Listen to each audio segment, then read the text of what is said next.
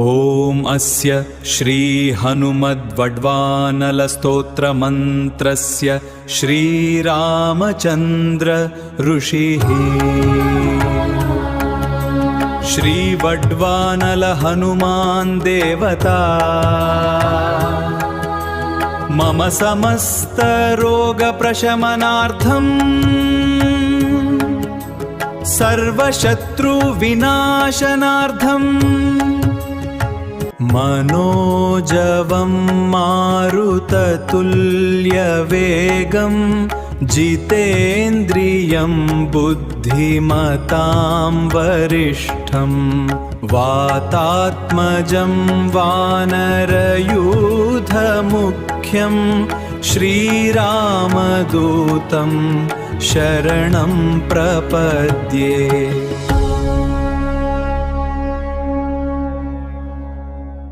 ॐ नमो भगवते आञ्जनेयाय महाबलाय स्वाहा।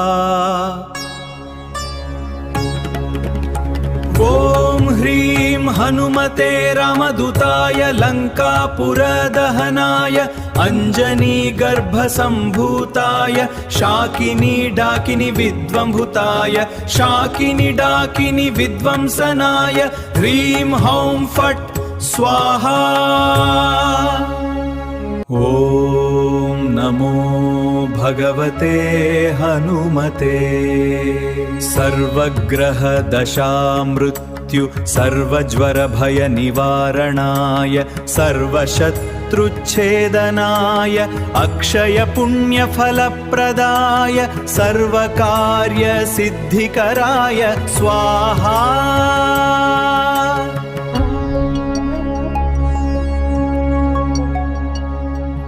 ॐ नमो भगवते हनुमते पाशाङ्कुशधरिणे सर्वविघ्नविनाशनाय सर्वरोगनिवारणाय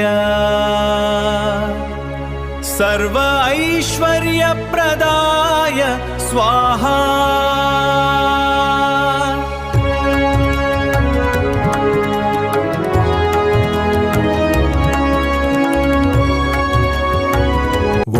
नमो भगवते हनुमते रौद्ररूपाय वज्रदेहाय वज्रनखाय वज्रमुखाय वज्ररोम्णे वज्रनेत्राय वज्रदन्ताय वज्रकराय वज्रभक्ताय स्वाहा।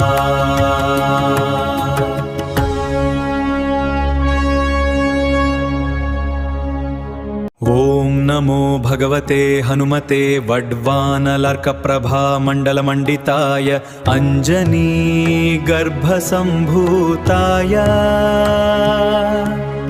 प्रलयकाल अनलप्रभाभासिताय मेरुपर्वतधारिणे स्वाहा।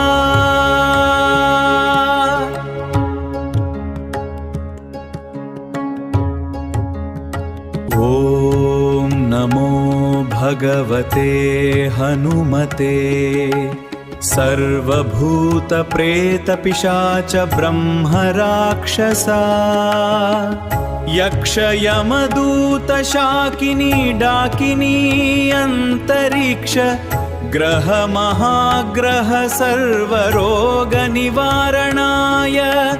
स्वाहा।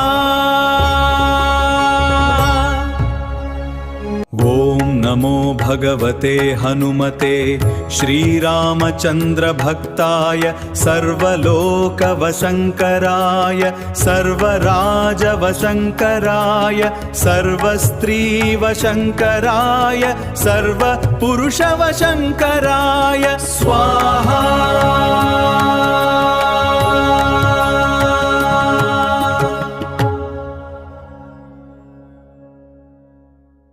ॐ नमो भगवते हनुमते सर्वदुष्टग्रहनिवारणाय सर्वशत्रुविनाशनाय सर्वदुःखनिवारणाय सर्वभयप्रशमनाय स्वाहा।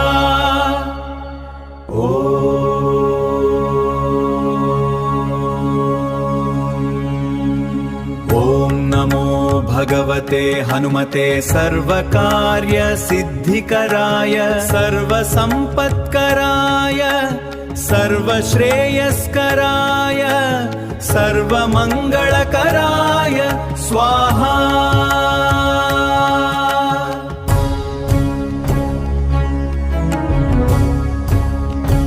इति विभीषणकृतं श्रीहनुमद्वड्वानलस्तोत्रम् सम्पूर्णम्।